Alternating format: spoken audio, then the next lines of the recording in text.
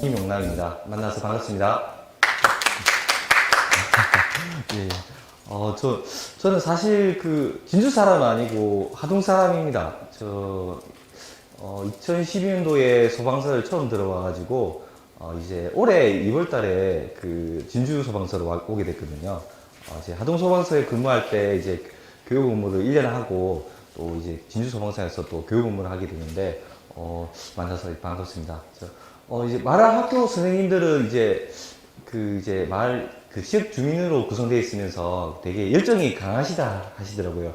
그래가지고, 조금 강의하는데 부담도 되고 하는 부분이 있는데, 또 이제 제가 살아가면서 유튜브 라이브를 언제 또 해보겠습니까?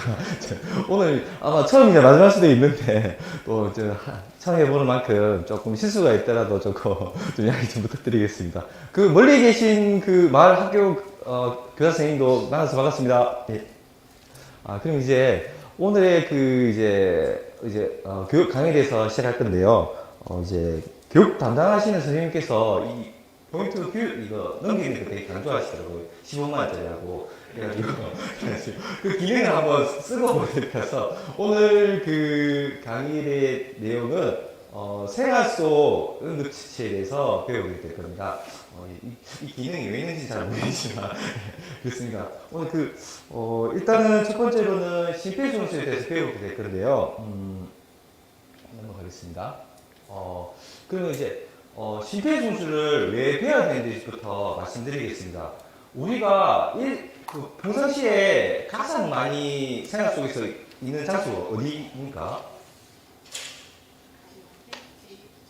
예, 집이죠. 어디 가면은 이제 뭐 회사라고 얘기하시는 분도 있고, 학교에 가면은 학교라고 얘기하시는 분도 있고, 한데, 대부분 집에서 오래 생활하게 됩니다. 그러면 이제 심정지가 많이 발생한 장소가 어디겠습니까?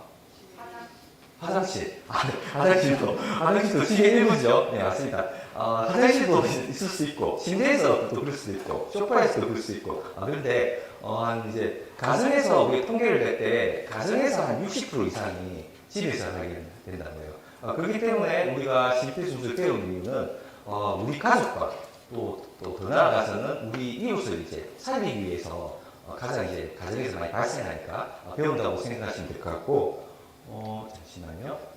가정에서 발생하고, 그리고 이제 연간 심정지 발생 환자 수는 3만 명 정도 된다고 해요. 생각보다 인원수가 많죠. 그리고 나서 이제 심정지 환자가 살아나는 확률은 이제 100명 중에서 8명 중에서 9명꼴로 그 정도 살아난답니다. 생각보다 수생률이 되게 낮죠. 예전 한 3, 4년만 해도 이제 한 4% 정도 됐다는데 지금은 좀 수생률이 많이 올랐습니다. 그렇게 보시면 될 것 같고, 그리고 이제 119 평균 출동 시간이 7분에서 8분이에요. 근데 우리가 심정지가 발생하면은 이제 심장이 뛰면서 머리 쪽으로 온몸으로 피를 보내면서 평상시에 피를 보내면서 그 피 안에 산소가 영양소가 있거든요. 이게 몸 안의 세포는 심장이 뛰면서 피를 공급받으면서 이 세포가 살아가는데 심장이 멎어버리면 이제 피를 공급받지 못하겠죠. 특히나 뇌세포 같은 경우는 4분에서 6분 사이에 피를 받지 못하면 심장이 뛰면서 피를 받지 못하면 죽기 시작하거든요. 그럼 이제 서서히 죽기 시작하는데 나중에 이 사람이 뭐 1시간, 뭐 30분 뒤에 발견됐든지 1시간 뒤에 발견됐다든지 이 시간이 지날수록 뇌세포가 많이 죽겠죠. 그럼 이제 조금 지나면 이제 뭐 말하는 기능을 담당하고 있는 뇌세포가 죽어버리다든지 조금 더 지나면 이제 움직이는 기능을 담당하는 뇌세포가 많이 죽어버리다든지 이렇게 해서 이 사람이 살아나더라도 정상생활을 못할 수가 있겠죠. 그렇기 때문에 1급 평균 출동 시간은 7분에서 8분인데 또 뭐 출퇴근 시간이 더 겹치면 더 늦을 수 있습니다. 또 지방으로 내려갈수록 더 늦을 수 있고요. 그렇기 때문에 4분에서 6분 사이에 119 국대원이 도착한 경우는 별로 없기 때문에 초기에 심정지 환자를 발견해서 초기 처치를 해주시는 분의 역할이 되게 중요합니다. 그렇기 때문에 우리가 심폐소생술을 배운다고 생각하시면 될 것 같아요. 죄송합니다. 그럼 이제 심정지 환자가 어떤 증상이 있는지에 대해서 알아봐야 될 건데 잠깐 영상으로 보겠습니다. 자막이기 때문에 소리가, 움직임과 소리가 잘 호흡이 들리네요. 전혀 없는 것이 심정지의 가장 흔한 증상입니다. 하지만 코를 고는 듯하거나 헐떡이는 등의 비정상적인 호흡을 보이거나 쓰러진 뒤 짧게 경련을 하는 것도 심정지 증상일 수 있습니다.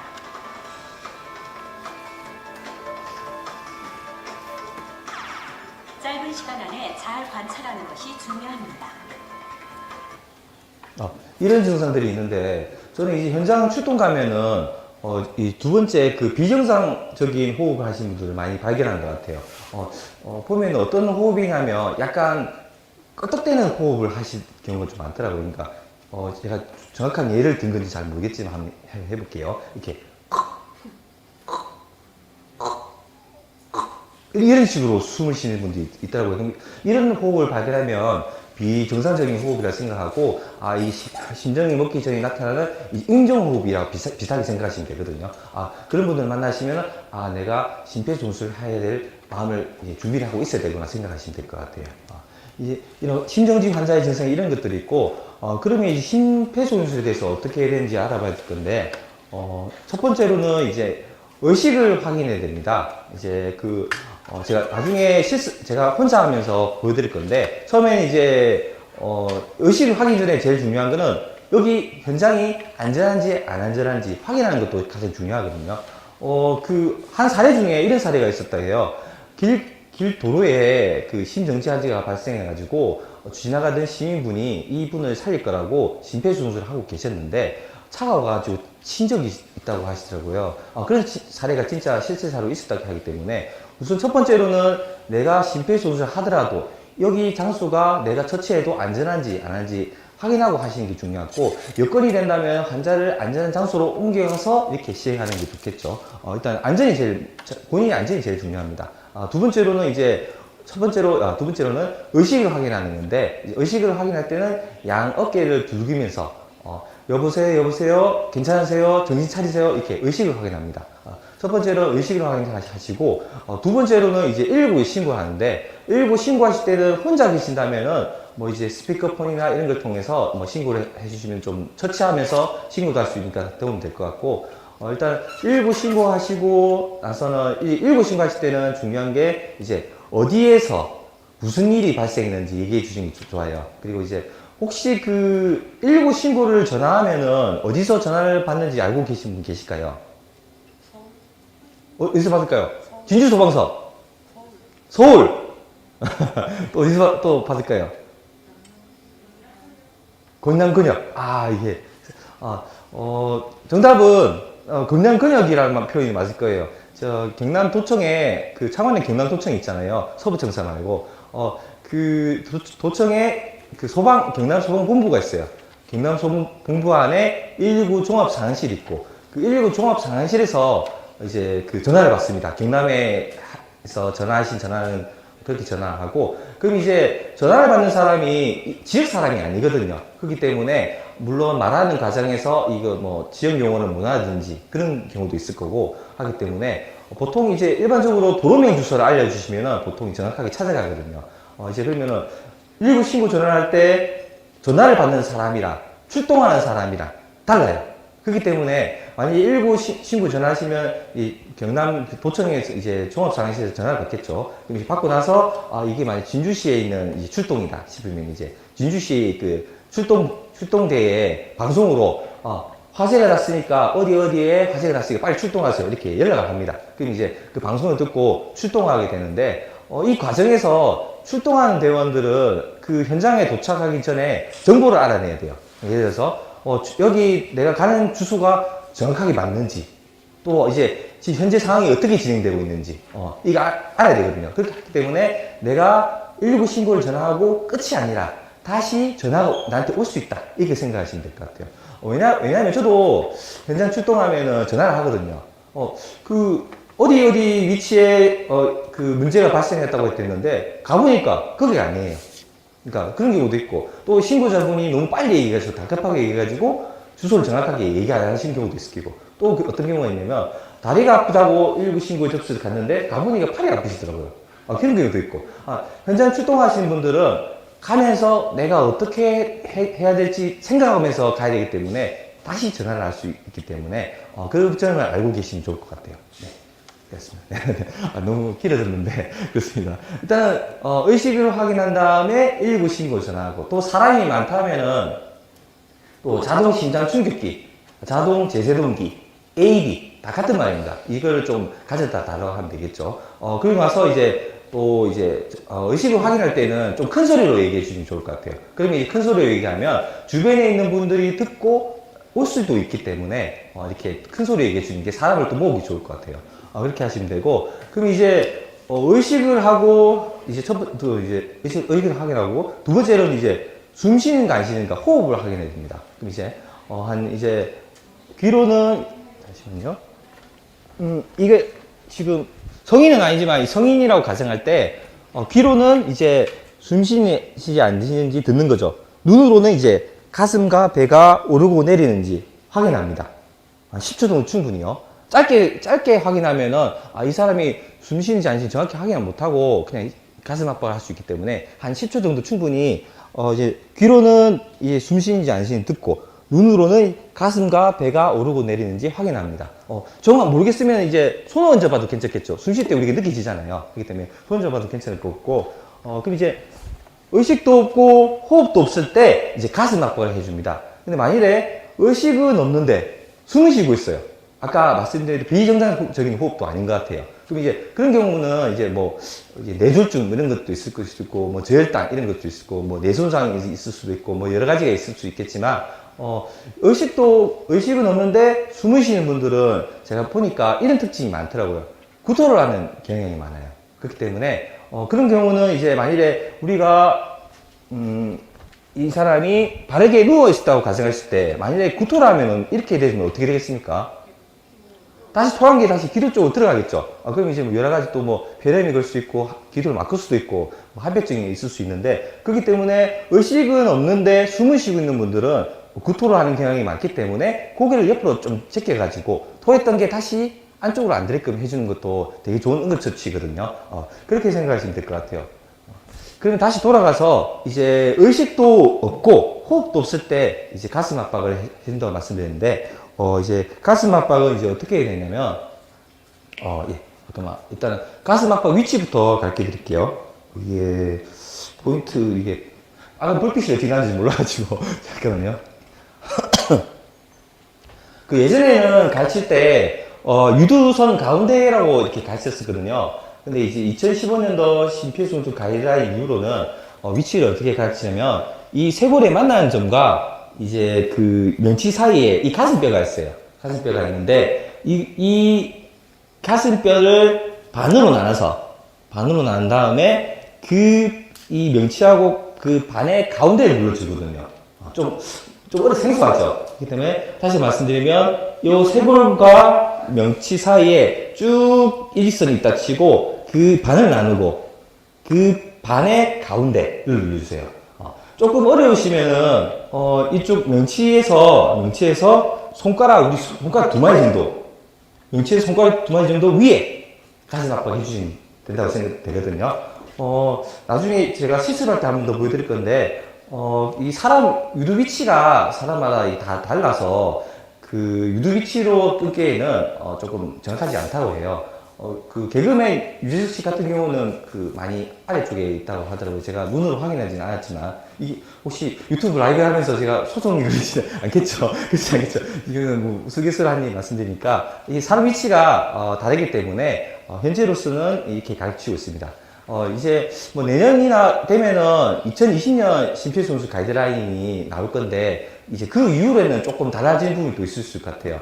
예전에는 이제 가슴 압박이 먼저 아니라 인공호흡이 먼저라고 한 적도 있었거든요. 그러니까 이게 심폐소생술 계속 5년마다 가이드라인이 바뀌고 있거든요. 계속 연구를 하면서 이 방법이 맞더라, 저 방법이 맞더라, 이 방법이 더 좋더라 하면서 계속 바뀌고 있기 때문에 오늘 말씀드렸던 내용이 2020년 가이드라인에서는 조금 달라진 부분이 있을 수 있을 것 같아요. 그 부분은 이제 다음 또 교육 받으시면서 확인해 보시면 될 것 같고, 그렇다고 해서 현재 말씀드린 게 잘못된 건 아닙니다. 현재까지로는 이 방법이 맞다고 말씀드리면 될 것 같고, 그렇게 위치를 잡으시면 될 것 같고, 그리고 이제 그 가슴 압박을 하실 때는 손바닥 전체 간이 손꿈치를 이용해서 하시면 되고, 손깍지를 낄 때는 왼손이 위로 가든 오른손이 위로 가든 그건 상관없어요. 이제 자기가 편한 쪽에다가 이제 손을 올리면 되거든요. 이렇게 해주시면 되고, 그리고 이제 중요한 게, 환자의 가슴과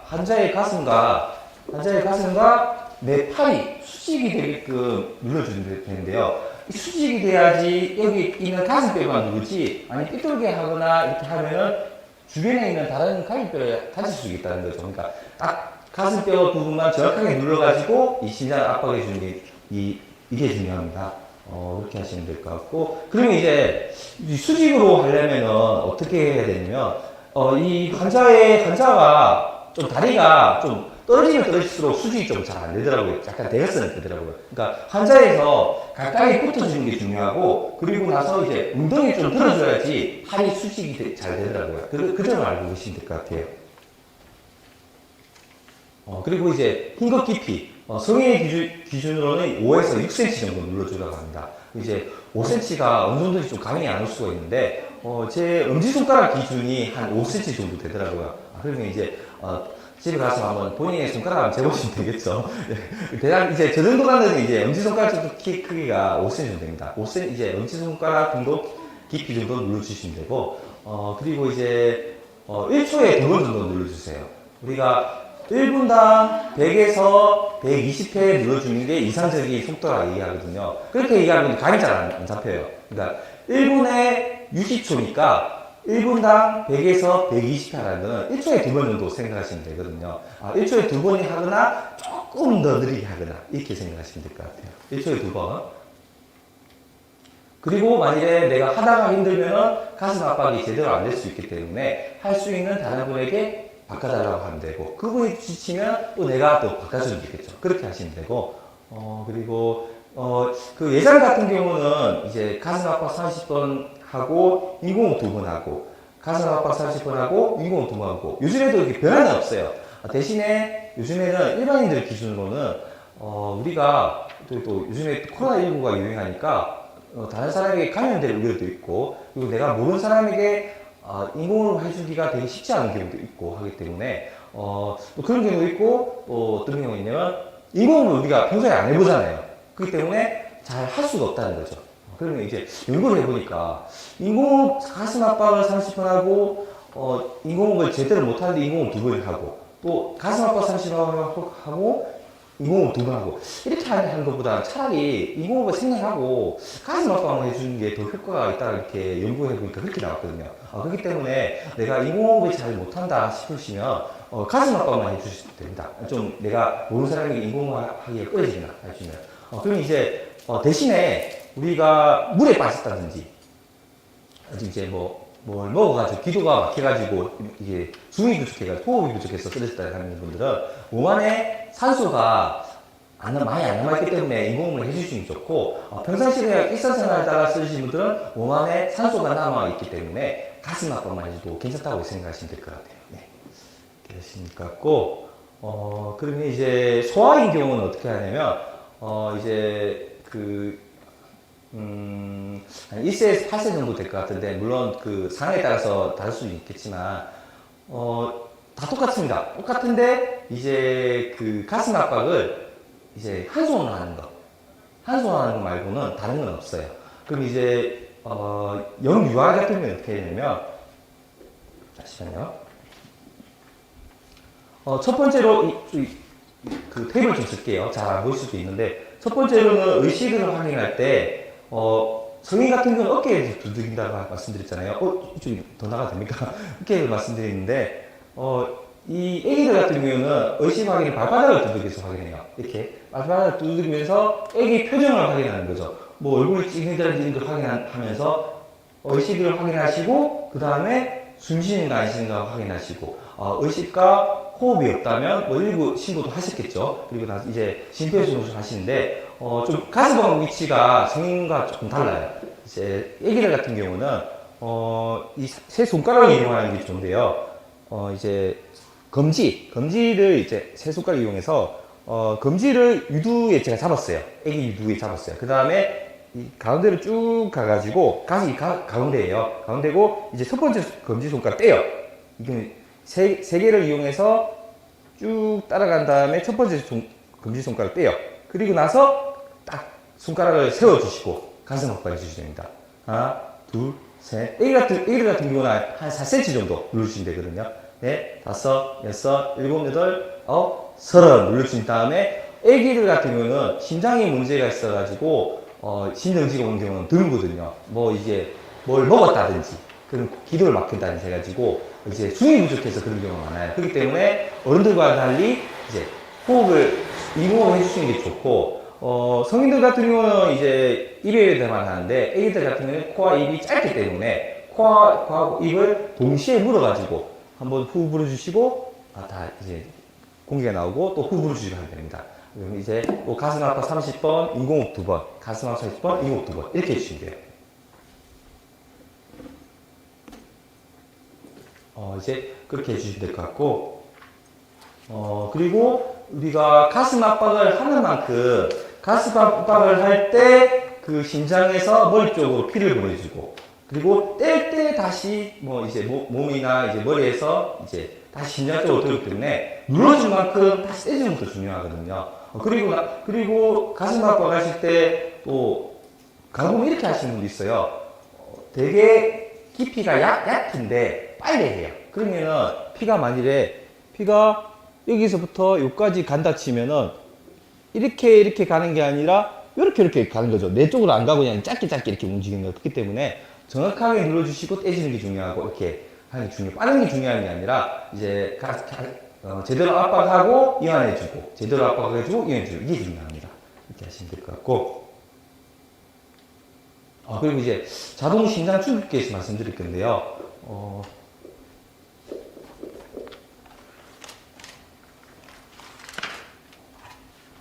우선 그 자동 심장 충격기는 이거를 쓰고 안 쓰고는 소생률이 한 5배 이상 차이가 난다고 해요. 쓰시면은 살아날 확률이 한 5배 정도까지 올라간다고 해요. 우리가 그 심장이 먹기 전에 그 심장이 평소에 뛰면서 막 먹기 전에 막 떨릴 때가 있거든요. 제대로 이게 떨리면서 심장에서 이게 몸으로 피를 못 보내주고 떨릴 때가 있는데 그런 걸 세동이라고 얘기하거든요. 자동 제세동기는 자동으로 세동을 제거해준다고 생각하시면 될 것 같아요. 그러니까 심장이 제대로 못 뛰고 이렇게 바로 떨고 있을 때 전기 충격을 줘가지고 다시 정상으로 뛰게끔 해주는 장치라고 생각하시면 될 것 같아요. 그렇게 하는 장치고 사용 방법은 첫 번째로 그 전원을 킵니다. 제세동기는 두 가지 형태가 보통 있는데 뚜껑을 열면은 바로 작동하는 방식도 있고 이것처럼 버튼을 누르는 방식도 있거든요. 그럼 이제 전원 버튼을 누르고 난 다음에 두 번째로는 패드를 부착합니다. 패드 부착은 나중에 제가 하면서 보여드릴 것 같고 패드 부착을 하고 이제 그 패드 부착한 다음에 커넥터를 연결해요. 이게 꼽는데 패드하고 요거하고 연결해주는 커넥터를 연결해요. 그 다음에 이제 이 자동 심장 충격기가 심장 리듬을 읽어요. 자동으로. 이 자동이란 말이 그 기계가 알아서 판단하기 때문에 자동이란 말을 붙입니다. 이제 심장에 전기 충격을 줘야 되는지 안 줘야 되는지 얘가 알아서 판단해요. 그럼 이제 재세동 해야 됩니다. 이런 말은 전기 쇼크를 줄 준비를 해야 됩니다. 이렇게 생각하시면 되거든요. 세동을 제거해야 된다는 거죠. 재세동 해야 됩니다. 그 다음에 이제 이게 충전 중 이렇게 하거든요. 전기 쇼크를 주기 전에 충전하고 있습니다. 그 다음에 이제 그 충전 준비가 다 됐으니까 쇼크 버튼을 누르세요. 이렇게 방송이 떠요. 그럼 이제 누르시면 되는데 거기서 이제 가장 중요한 게 두 가지 포인트가 있는데 첫 번째로는 그 심장 리듬을 분석한다고 할 때 환자의 심폐소생술을 한다거나 이렇게 하면 안 돼요. 이렇게 건들고 이렇게 하면은 애가 잘못 판단해가지고 심장이 뛰고 있구나 이렇게 판단할 수 있기 때문에 첫 번째로는 분석한다고 할 때 이제 환자를 그대로 둔다는 거죠. 두 번째로는 전기 쇼크를 준다고 할 때 환자에서 가까이 붙으면 안 돼요. 그러면 이제 가까이 붙게 되면 나도 이제 감전될 수 있거든요. 그 하나의 예로 영상을 보여드리는데 좋을 것 같아서 일단은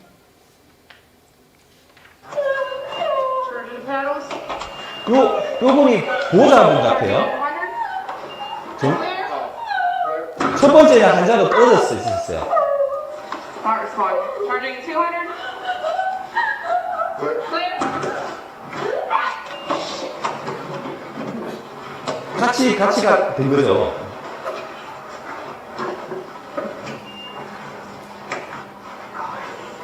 See how close? No. Give your best.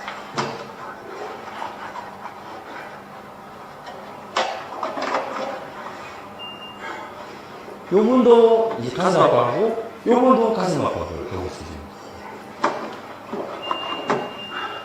Step back, get away from us. Clear. Toss it out, Benji. Clear.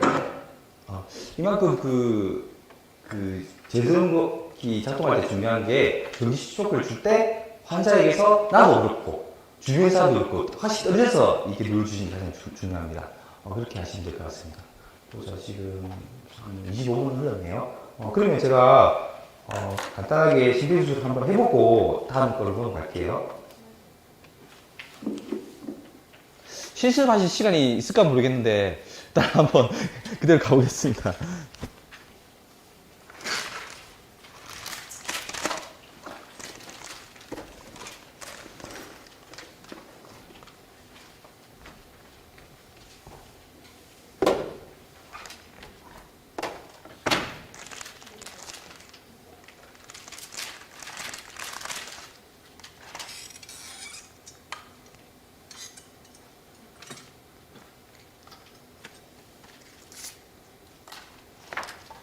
이건 교육용입니다. 진짜는 아니에요. 진짜는 아니에요. 예.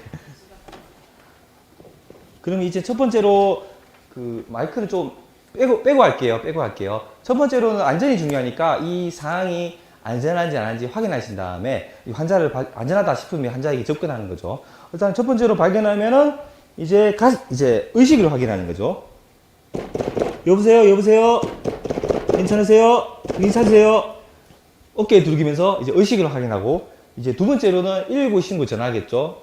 전화하시고, 또 사람이 많다면은 특정 인물을 지목하셔가지고 자동 심장 충격기, 자동 제수동기 가져다 주세요. 이렇게 하시면 되겠죠. 그 다음에 이제 호흡을 확인합니다. 이제 귀로는 숨 쉬는지 안 쉬는지 듣고, 눈으로는 이제 가슴과 배가 오르고 내리는지 확인합니다. 전 모르겠으면 이렇게 만져봐도 되겠죠.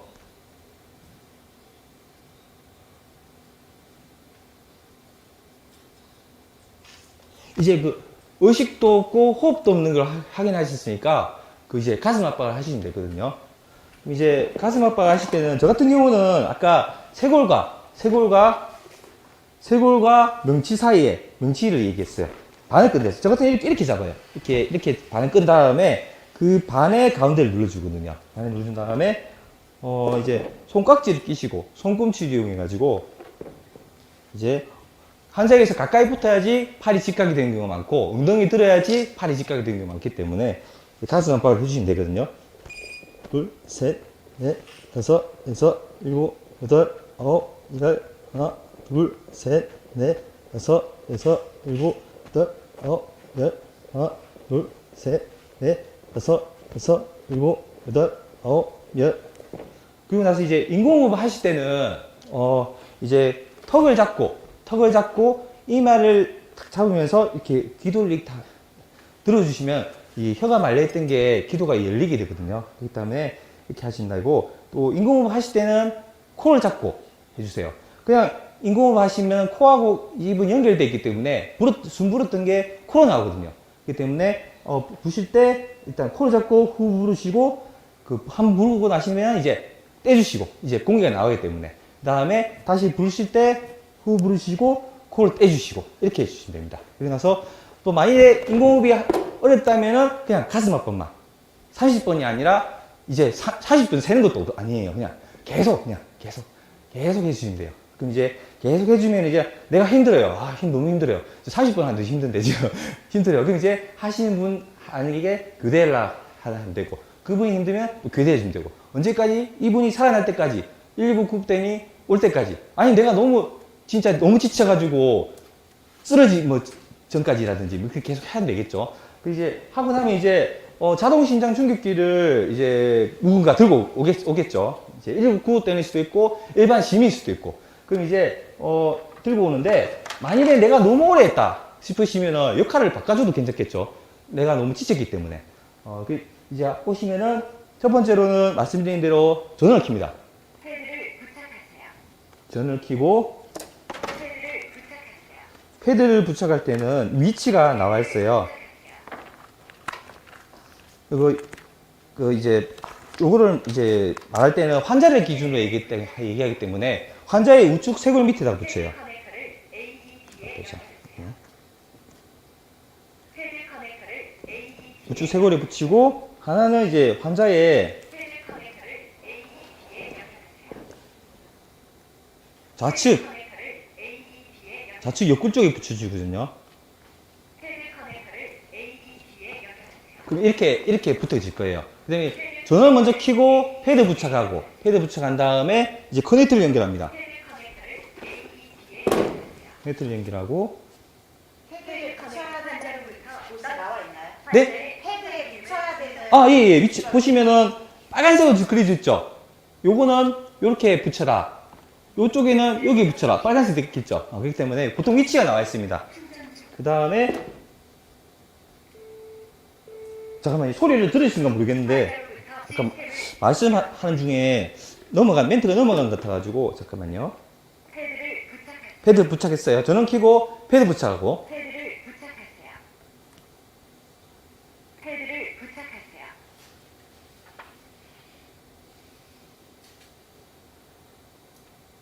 패드를 부착하세요. 부착했는데 부착을 안 해요. 환자로부터 떨어지세요. 환자의 심장 리듬을 분석합니다. 예. 분석한다고 하죠. 진단이 분석한다. 제세동 필요합니다. 충전 중. 전기 충전하고 있다는 뜻이거든요. 환자로부터 떨어지세요. 이때 환자로부터 떨어지라 되겠죠. 저도 확실히 떨어지고. 제세동 버튼을 그 다음에 이제 이 쇼크 버튼을 누르면은 드라마에서 보듯이 이렇게 몸이 이렇게 퉁 하지는 않지만 저는 그 정도까지는 안 합니다. 그 정도 저도 처음에 그 정도까지 했는데 그 정도까지 안 하고 약간 뜨끔 이렇게 해요. 그러니까 TV에서 보듯이 이렇게 퉁 하지는 않고요. 그 정도까지 안 하고 그냥 한 다음에 또 가슴 압박을 해주시면 되거든요. 그럼 일반적으로 두 명이 있을 때를 기준으로 할 때 어떻게 해야 되냐면 첫 번째로 만일에 제가 한 손은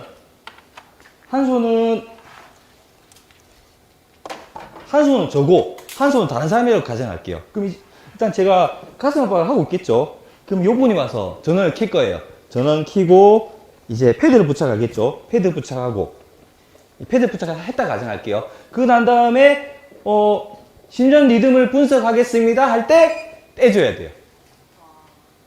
그 전까지 계속 하고 있어요. 부착할 때까지도 계속 하고 있어야 돼요. 그럼 심장 리듬을 분석하겠습니다 할 때 재세동 해야 됩니다. 떨리고 있는 세동을 제거해야 됩니다. 하거든요. 그때 이제 또 잠깐 시간이 있을 때 이렇게 또 눌러주는 거예요. 충전 중 이렇게 하겠죠. 그러면은 이제 환자에게 떨어지세요 할 때 그만두는 거예요. 그 다음에 이제 재세동 하는 사람이 확실하게 이 환자로부터 주변 사람이 떨어지는 걸 확인하신 다음에 쇼크 버튼을 누르시고 다시 또 해주시면 돼요. 두 명이 있다 가정할 때는 그렇게 해주시면 돼요. 조금이라도 가슴 압박하는 거를 멈추면 안 되거든요. 그렇기 때문에 진단 리듬을 분석한다고 할 때 잠깐 전기 쇼크를 줄 때 잠깐 그 외에는 계속 가슴 압박하고 있으면 돼요. 네. 전기 쇼크를 주고 네. 그 잠깐 흠이 될 때 압박을 한다고 했잖아요. 네네. 그러면 쇼크를 네. 압박하고 와서 또 쉬었다가 바로 쇼크 주고 이렇게 반복으로 해야 되나요? 쇼크는 몇 번 해야 되는 거예요? 쇼크를 예. 쇼크는 그냥 계속 하시면 됩니다. 예. 이 애가 쇼크를 조이다가 할 때 계속 하시면 돼요. 어차피, 만일에 그냥 둬버리면은 이분이 돌아가시는 거기 때문에 그냥 이제 그 이후부터는 계속 노력해야 되는 거죠. 그럼 압박하고 있다가 쇼크 누를 때 떨어져 있고 쇼크 오고 나면 다시 또 압박 그렇죠. 쇼크 버튼 누르고 난 다음에 이제 다시 가서 바로 압박 들어가는 거죠. 예, 그렇게 생각하시면 될 것 같아요. 조금이라도 이제 계속 압박했던 거 이제 내 쪽으로 피를 보냈던 거를 멈춰버리면 다시 또 떨어지기 때문에 계속 유지해 주신다고 생각하시면 될 것 같아요. 네, 그렇게 하시면 될 것 같습니다. 어렵지는 않죠? 예. 감사합니다. 지금 보자. 예. 쇼크 주고 바로 전류가 단류하지 않고 아, 예, 바로 들어가도 됩니다. 예. 예, 예, 예, 예. 바로 들어가시면 됩니다.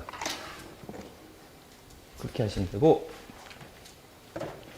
한번 넘어가서, 지금 35분이네요. 그렇게 하시면 될 것 같습니다. 그리고 이제 그 하인리법인데, 우리가 그 이제 떡 같은 걸 먹거나 이런 거 할 때 기도가 막힐 수가 있잖아요. 원래 식도로 넘어가야 되는데 잘못해가지고 기도로 가가지고 막힐 수가 있는데, 그럴 때는 이제 증상이 이제 기도가 막히니까 숨을 제대로 못 쉬는 경향도 있고, 그러니까 숨도 못 쉬니까 얼굴이 씹혀지는 경향이 또 있어요. 그리고 나서 이제 말이 아예 안 나오는 거죠. 그런 경우도 있는데, 그냥 말이 조금이라도 나오거나 하는 분들은 이제 완전하게 기도가 막힌 게 아니라 부분적으로 기도가 막힌 걸 수 있거든요. 그런 분들은 어떻게 해야 되냐면, 하인리법을 시행하는 게 아니라 기침을 유도해 주시면 돼요. 그럼 이게 그냥 일반적으로, 잠깐만요. 기침을 해가지고. 하는 게 기침이 아니라 진짜 복부에서 끌어오는 듯한 이제 이런 식으로 유도를 해야 돼요. 더 깊이에서 기침할 수 있도록 유도해 주시면 보통 나은 경우가 있거든요. 이제 그러면 하인리법이 어떻게 해야 되냐면, 이제 이분을 가정해서 마이크 좀 뗄게요. 이번이 만일에 서 있는 분이라 가정할 때, 제가 이제 서 있다 치고, 이 환자가 괴로우니까 이런 사인을 보는 경우가 많아요. 보통 목을 잡고 숨을 못 쉬니까 이렇게 촉긴 사인을 하는데, 이런 사인을 보내시는 경우가 많거든요. 이런 환자를 만나면, 많이 대답도 못 하겠죠. 그냥, 숨이 막혔어요. 말이 안 나와요 하면은 끄떡끄떡 하겠죠. 그럼 이때, 내가 하인리법을 해줘야 되겠구나, 라 생각하시면 될 것 같고, 그럼 이제 이 사람이 서 있는 사람이라 가정할 때는 내가 이 사람 뒤에 서요. 이 사람이 양다리가 있다 치면은 그 양다리 사이에 앞구비 자세에 들어가요. 그다음에 감싸고 나서 이 사람이 너무 키가 크다면은 조금 무릎을 끌어달라고 해도 괜찮겠죠. 내가 너무 2m 되고 내 키는 150 정도 된다 하면 좀 안 되니까 좀 무릎을 끌어달라고 해도 괜찮겠죠. 그 다음에 이제 그 위치는 제가 지금 얘가 잘 안 보여가지고 명치하고 배꼽 사이에 주먹을 대고 이 엄지를 딱 넣어줘요. 그 다음에 주먹을 대고 이렇게 탁 감쌉니다. 감싼 다음에 이제 그 수평선이 아닌 대각선 방향으로 요 방향으로 이 환자를 이렇게 밀어줘요.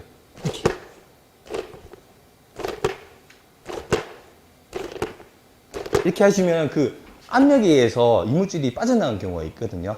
그렇기 때문에 그렇게 해주시면 되고, 혹시나 이 이물질이 빠져나가더라도 내부 장기 손상이 있을 수 있기 때문에 너무 압박이 심하게 하면 그럴 수도 있거든요. 그렇기 때문에 병원에는 꼭 가보시는 게 좋습니다. 검사가지고 이상이 없는지 검사하는 게 좋아요. 네. 이렇게 하시면 될 것 같습니다.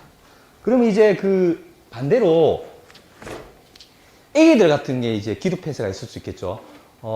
애기들 같은 경우는 그 견과류 같은 거를 가장 많이 먹어가지고 기도가 막힌 경우가 많다고 해요. 통계를 보면은. 그렇기 때문에 너무 어린 애기는 견과류 먹이는 거 좀 조심하셔야 될 것 같고, 아니면 완전 갈아준다든지 하는 방법도 있을 것 같은데, 애기들 같은 경우는 이제 기도가 막히면은 똑같이 얼굴이 씹혀지거나 이렇게 할 수 있겠죠. 그럼 이제 어떻게 해야 되냐면, 첫 번째로는 그 등을 두드겨줘요. 이 서서 하는 것보다는 의자 같은 데 앉아서 하는 게 조금 더 안전적입니다. 그럼 저 의자를 좀 가져올게요.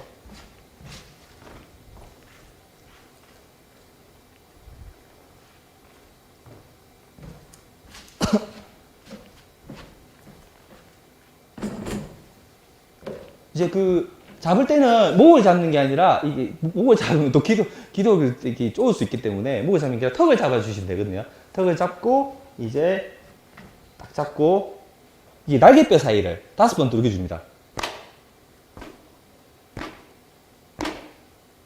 5번. 두드리신 다음에, 이물질, 뒤집으셔서 이물질 빠져나가는 거 아니라 확인해 주시고, 그 다음에 해야 될 게, 이제 가슴 압박, 심폐정도 똑같아요. 가슴 압박 5번. 하나, 둘, 셋, 넷, 5. 그 다음에 다시 돌려주셔가지고, 똑같이 날개뼈 사이를 하나, 둘, 셋, 넷, 5. 그 다음에 다시 돌려주셔서 이물질이 빠져나왔나 확인해 보시고, 안 있다면 또 가슴 압박을 해줍니다. 하나, 둘, 셋, 넷, 5. 계속 이렇게 해주시면 돼요. 만일에 기도 폐쇄가 오래되면 성인이나 아기나 너무 오래 되기 때문에 신정지로 올 수 있거든요. 애기들 같은 경우는 아까 말씀드린 대로 심폐소생술을 하시면 되고, 성인 같은 경우는 아까 말씀드린 대로 심폐소생술 해주시면 돼요. 네. 이렇게 하시면 됩니다. 예.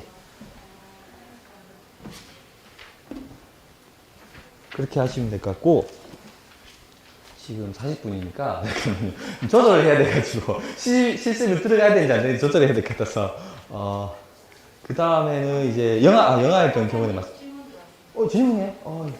유튜브로 해.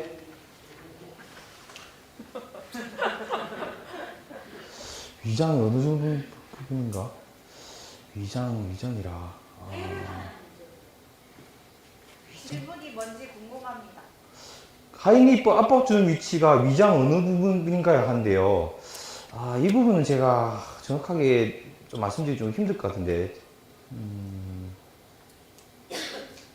이 부분은 제가 따로 말씀드릴게요. 제가 이제 이 부분은 지금 정확히 기억이 잘 안 나서 좀 모르는 걸 안다고 말씀드리기보다는 정확하게 모른다고 말씀드리는 게 낫다 그래서 따로 말씀드릴게요. 그렇게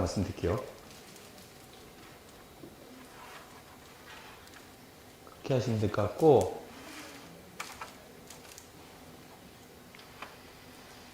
그리고 나서 그 화상입니다. 화상이도 이제 말씀드리기에는 우리가 인간이 느끼는 고통 중에서 가장 심하다고 해요. 이제 제가 아기를 낳아본 적은 없지만, 일반적으로 느끼기는 아기를 낳는 고통보다 더 심하다고 해요. 제가 둘 다 경험해 본 적이 없어가지고 정확하게 비교 분석하기 힘들 것 같은데, 그만큼 가장 이제 아픈 그 중에 하나라고 하거든요. 이제 화상은 이제 얼마나 뜨거운 물질에 오래 접해드냐, 아니면 면적이 얼마나 넓게 이제 접해드냐에 따라서 다를 것 같은데, 거기에 따라서 이제 화상 깊이가 결정되겠죠. 그럼 이제 화상이 무슨 종류가 있냐면, 이제 그냥 이렇게 뻘겋게, 표면에만 이게 화상이 있는 이제 뻘겋게 되는 1도 화상이 있고, 그리고 조금 더 안쪽으로 이제 화상이 있게 되는 이제 2도 화상이 있는데, 2도 화상의 특징은 물집이 잡히는 현상이 있습니다. 그리고 3도 화상은 더 안쪽 이제 근육 지방까지 손상되는 경우인데, 이제 검게 되거나 희게 되는 경우도 있고요. 이렇게 하는데, 화상의 설치에서 가장 중요한 거는 이제 아무래도 이제 어떻게 빨리 화상에 접했던 걸 빨리 온도를 내리냐, 그게 중요하거든요.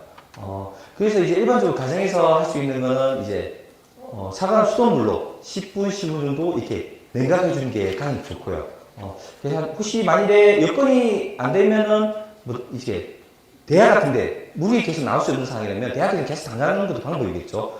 그리고 이제 수돗물을 틀 때는 너무 세게 틀면은, 예를 들어서 물집 같은 경우는 터뜨리지 않는 게 중요한데, 왜냐면 물집이 있으면서 또 피부가 보호하고 있거든요. 물집이 있으면서 이제 안쪽을 보호하고 있는데, 물집을 터뜨리면은 그 주변에 있는 세균이 안쪽으로 들어가요. 나중에 치료를 하더라도 회복이 늦는다든지 흉터가 나는 경우가 있거든요. 확실히 물집을 안 터뜨리는 거하고 터뜨리는 거는 나중에 치료할 때 회복 조금 차이가 나요. 그렇기 때문에 물집을 일부러 터뜨릴 수는 없고요. 그렇기 때문에 그렇게 하시면 될 것 같고, 그리고 이제 상처 부위에 얼음 같은 거는 안 대시는 게 좋은데, 이제 상처 부위에 얼음을 대보면은 이제 얼음을 대면 혈관이 좀 약간 수축을 하거든요. 그런데 이제 우리가 몸이 회복하려면 혈액순환이 잘 돼야 되는데, 이제 얼음을 대버리면 이제 수축하니까 혈액순환이 잘 안 된다고 보시면 되거든요. 고통은 이제 조금 줄일 수 있겠지만, 혈액순환 하기는 어렵기 때문에, 이제 얼음보다는 이제 수돗물을 틀어가지고 이렇게 차가운 물로 이렇게 계속 하시는 게 좋습니다.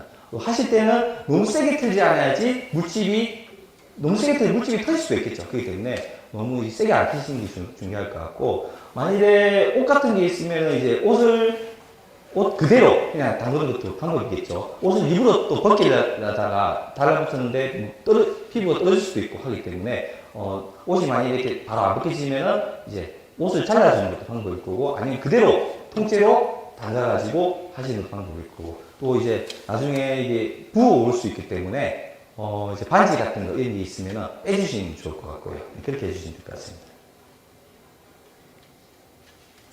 그리고 상처에는 보통 이제 이렇게 찰가상 이렇게 끓인 상태에는 이제 수돗물이나 깨끗한 물로 씻겨주는 게 중요한데 그 상처에 박힌 이물질을 빼주고 하기 때문에 이제 염증이나 이제 뭐 이렇게 상처 회복에 도움이 되는 거죠. 빨리 이제 제거하는 게 중요하고, 그리고 포비돈을 바를 때는 이제 바르고 나 빨간 약 있잖아요. 빨고 나서 이게 포비돈을 바르고 나서 그 마르면서 세균이 날아가거든요. 그렇기 때문에 포비돈을 항상 다 말리고 나서 연고를 더 이렇게 칠하신다 하시면 될 것 같고, 그리고 제가 또 경험해 바로는 그 뭐 이렇게 베이고 이렇게 피가 계속 났을 때는 직접 압박해 주는 게 가장 좋더라고요. 저도 예전에 한 5cm인가 10cm인가 정도 이게 찢어진 분이 있었는데, 그냥 이렇게 거즈로 이렇게 가슴 압박만 하고 갔는데 이제 상처가 거의 안 물더라고요. 그렇기 때문에 10분, 15분 정도 계속 압박해 주시면 안 우는 경우도 많기 때문에 피가 이렇게 나면은 그 깨끗한 천이나 거즈 같은 거로 압박을 해주시는 거죠. 압박을 준 다음에 혹시 피가 이렇게 계속 또 넘치면은 그 압박된 거즈나 수건을 떼는 게 아니라 다시 덧대가지고 이렇게 해주시면 됩니다. 네. 우리가 이거 산책을 하면은 몸이 신기한 게 이게 회복하려고 피가 굳어가라는 성질이 있거든요. 피딱지 그런 게 있잖아요. 그렇기 때문에 만약에 이게 몸이 이게 회복해 가려는데 떼버리면 그게 이게 다시 손상이 될 수가 있는 거죠. 그렇기 때문에 압박한 다음에 덧대가지고 다시 또 압박해주고 이렇게 해주시면 됩니다. 이렇게 해주시면 될 것 같고, 만약에 너무 피가 너무 이렇게 솟구치거나 하면은 그때는 진짜 방법이 없을 건데, 그때는 뭐 이렇게 요 압박만이 아니라 붕대 같은 걸로 이렇게 이게 좀 약간 감아주는 것도 좋겠죠. 피가 만일에 이쪽이 난다 치면 그 윗부분에 이 붕대 같은 거 압박해 주시면 되겠는데, 이게 만일에 막 지혈대 같은 거 이렇게 감는 경우도 있잖아요. 그렇게 되면은 감아버리면은 거기는 진짜 짜서 이렇게 피가 못 나게 감는 거거든요. 그렇게 되면은 요 밑쪽으로 피가 안 통하기 때문에 아까 전에 말씀드린 대로 이게 세포가 하나 죽어버릴 수가 있어요. 너무 오래되면. 그렇기 때문에 그런 부분은 위험할 수 있고, 압박 붕대 정도로 감는, 손가락 들어갈 정도로 감는 건 괜찮을 것 같습니다. 이렇게 하시면 될 것 같고. 그리고 이제 절단된 환자를 또 만날 수가 있는데, 제가 기억이 남는 게, 첫 번째로는 그 기계에 손이 다 들어가셔가지고, 요 정도까지 갈리신 분이 있었거든요. 그런 분들은 이제 다 갈렸기 때문에 뭐 회복하는 방법이 없고, 딱 그래가지고 딱 들어가셔가지고 기계를 분해해가지고 이분을 지혈해가지고 데리고 갔어요. 또 한 분은 그 정육점에서 일하시는데 고기를 썰다가 손가락이 잘리셨거든요. 근데 갔는데 손가락을 못 발견했어요. 그러니까 손가락을 발견해야지 다시 이걸 들고 가지고 접합할 수 있는 병원에 가가지고 접합할 수 있을 건데, 그러니까 119 구급대에 올 때까지 또 좋은 응급처치 방법 중 하나는 일단은 출혈이 있으니까 이제 깨끗한 거즈나 출혈 부위를 지혈해 주는 거죠. 그 다음에 또 여유가 더 있으면 이런 이렇게 절단된 부위를 찾아 놓는 거죠. 또 찾아 놓으면 좋고, 저는 현재 나가가지고 5분 동안 찾았거든요. 진짜 실제로 이 접합해야 되니까 5분 찾아 있었는데, 절단된 부위를 찾아주는 것도 하나의 방법이 있고, 또 하나는 이제 더 좋은 거는 이제 절단된 부위를 깨끗한 거즈나 수건에 싼 다음에 또 이제 깨끗한 봉지에다 담아가지고 또 이렇게 그 얼음을 좀 해가지고 딱 담가주시면 가장 좋거든요. 그냥 얼음물에다가 담가버리면은 그 절단된 부위가 끈다고 하죠. 불수가 있기 때문에 나중에 접합이 좀 힘들 수 있거든요. 그렇기 때문에 직접적으로 담그는 것보다는 이렇게 봉지에 싸서 이렇게 얼음물에 담가주시면 가장 좋습니다. 이렇게 하시면 될 것 같습니다. 그리고 그 경련이 지금 애기들 보시는 분들 없으시죠? 거의 다 초등학교 이상이시죠? 그렇기 때문에 이런 경우는 거의 없을 것 같은데, 여성 경우도 좀 경우가 많이 발생해서, 이제 그 애기들은 열에 시작해가지고 이제 그 열로 인해서 뇌에 뭐 문제가 없더라도 이제 경련이 일어날 수 있거든요. 이제 어린이 한 100명 중에 7명 꼴로 일어난다 하고, 5세 미만에서 가장 많이 발생한다고 합니다. 근데, 어떤 증상이냐면, 이제 제가 정확하게 표현했는지 모르겠지만, 이렇게 눈이 이렇게 돌아가고, 의식이 없고, 빳빳하게 이런 경우가 좀 있어요. 이렇게 떨고 이렇게 있는다든지 이런 경우가 있어요. 그러면 이게 뭐 다른 증상도 있을 수 있겠지만 여성 경련인 경우도 있기 때문에 여성 경련은 대부분 10분 미만으로 다 멈춰요. 그 나서 이게 경련이 난 다음에 아기가 그냥 도로 잔다든지 그런 경우도 있고 걱정되시면은 이제 병원에 데리고 가시는 방법인데 이제 아기들이 열에 시작해서 이렇게 경련이 날 수 있다 이렇게 생각하시면 되고 대부분 다 그냥 한 10분 미만에 경련이 일어났다 괜찮아지거든요. 그렇기 때문에 제일 중요한 거는 보호자분들이 당황하시면 안 돼요. 이제 너무 이거 이러니까 너무 당황하시고 오히려 들고 가시다가 아기를 넣어준다든지 이런 경우 더 다칠 수 있기 때문에 당황하지 않는 게 중요하고 그리고 이제 아기가 이제 숨을 잘 쉴 수 있든지 이렇게 하게 옷을 편안하게 해주는 것도 중요할 거고 그리고 혹시 의식이 없으면 아까 말씀드린 대로 어떤 현상이 좀 있을 수 있다 말씀드렸어요. 호흡은 있는데 의식은 없어.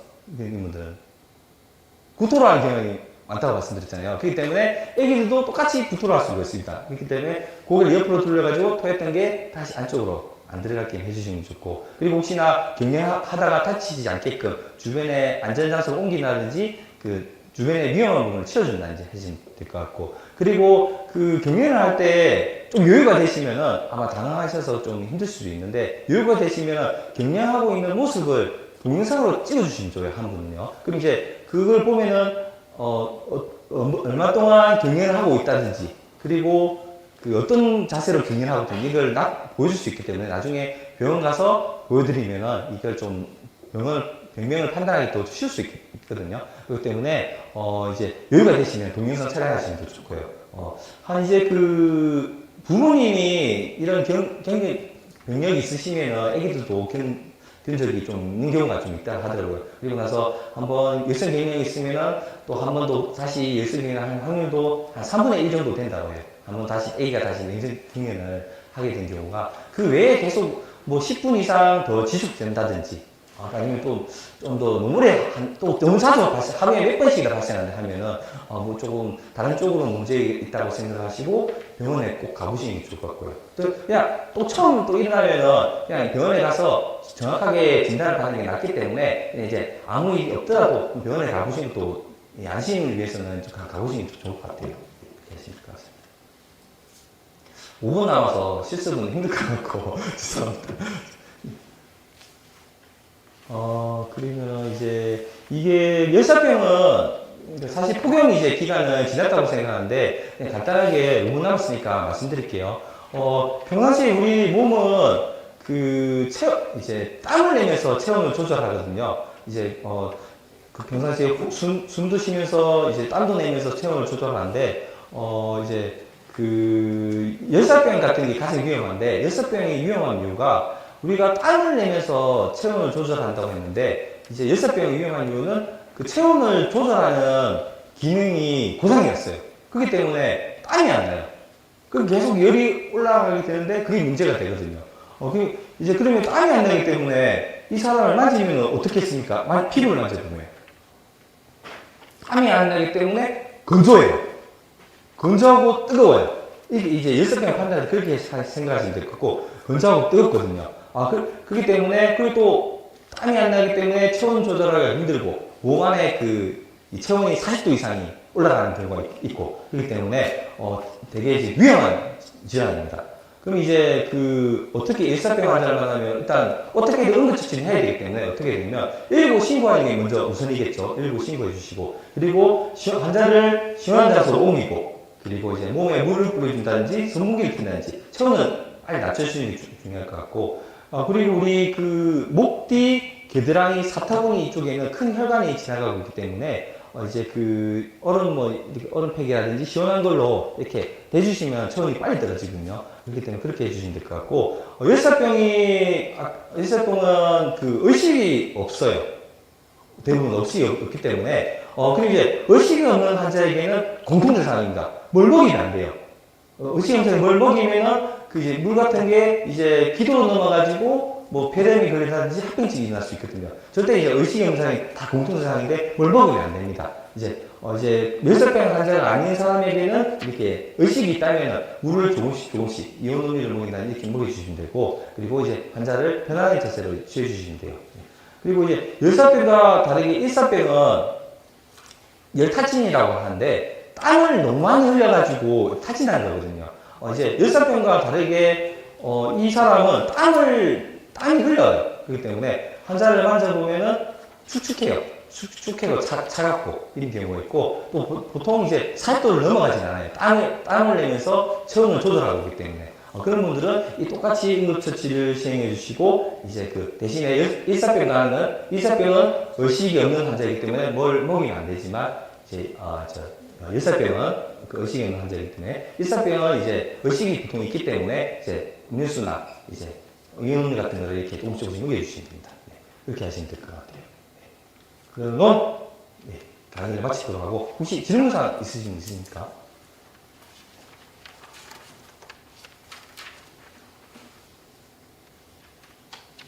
예. 그러면은 한 번 더 그 2분 정도 남은 것 같아서 복습해드리면, 심폐소생술은 의식 확인하시고 119 신고하시겠죠. 의식도 없고 호흡도 없는 환자에게 이제 가슴압박을 해주시면 되고, 의식은 없지만 호흡을 하고 있는 분들은 이제 구토를 하는 경향이 많기 때문에 고개 옆으로 돌려가지고 구토를 안 해끔 응급처치 해주시면 될 것 같고, 이제 재생기를 작동할 때는 중요한 게 이제 분석할 때, 심장 리듬을 분석할 때 이제 환자를 이제 뭐 가슴압박을 하는 환자를 하시면 안 되고, 이제 전기 쇼크를 줄 때 이제 환자에게서 가까이 있으면 안 되는 거죠. 그리고 이제 화상에게는 이제 그 화상의 이제 그 온도를 빨리 떨어뜨리기 위해서 이제 수돗물이라든지 이렇게 온도를 낮춰주는 게 중요할 것 같고, 그리고 기도폐쇄 환자에게는 이제 배꼽과 명치 사이에 주먹을 대고 이제 압박해 주시면 되고, 그냥 부분적으로 기도폐쇄가 있는 환자에게는